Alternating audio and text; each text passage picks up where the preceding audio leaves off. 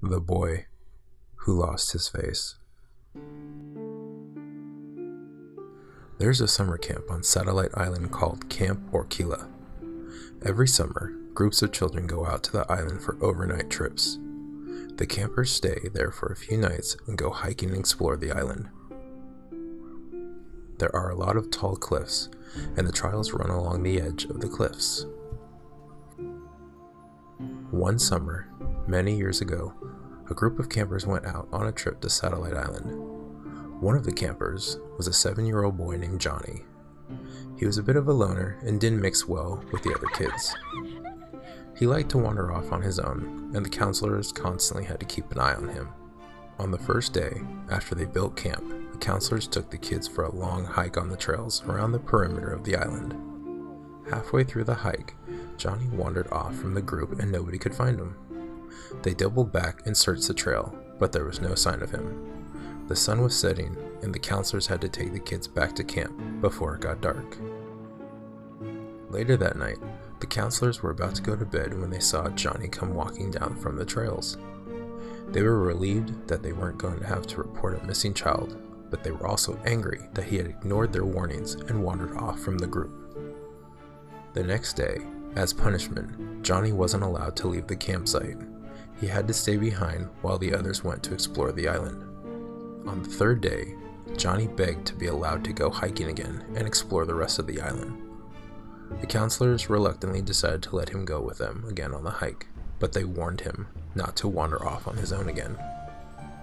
However, while the kids were exploring the inner part of the island, Johnny disappeared.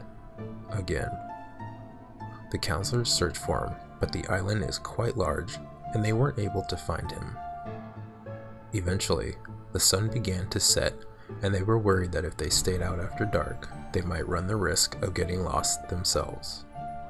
So the counselors had to take the other kids and make their way back to the campsite, leaving Johnny alone in the woods. Again.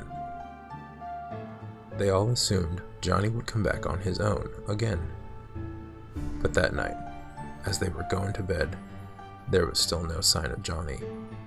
When they woke up in the morning, the wayward boy was still missing, so the counselors organized a search party.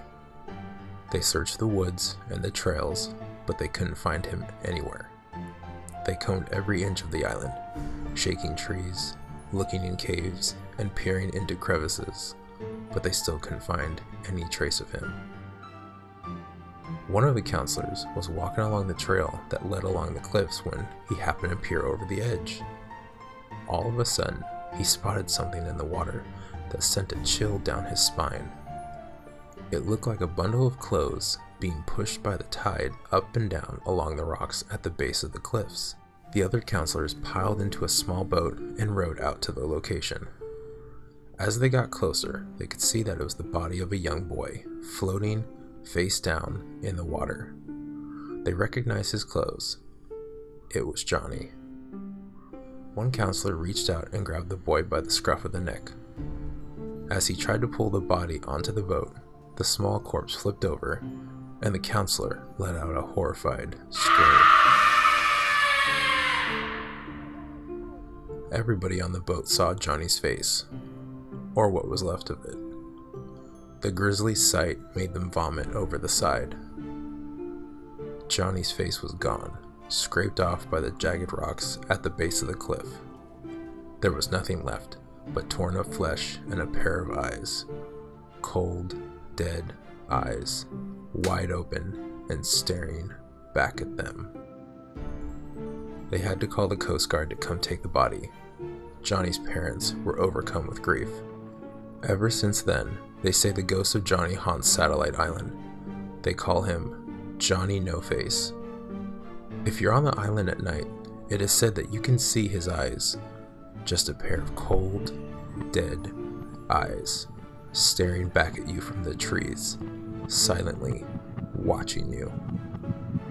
They say if you wander off into the woods alone, you may come across a young boy with brown hair standing with his back to you. If you see him, whatever you do, don't speak to him. If you talk to him, they say he will turn around and rip off your face.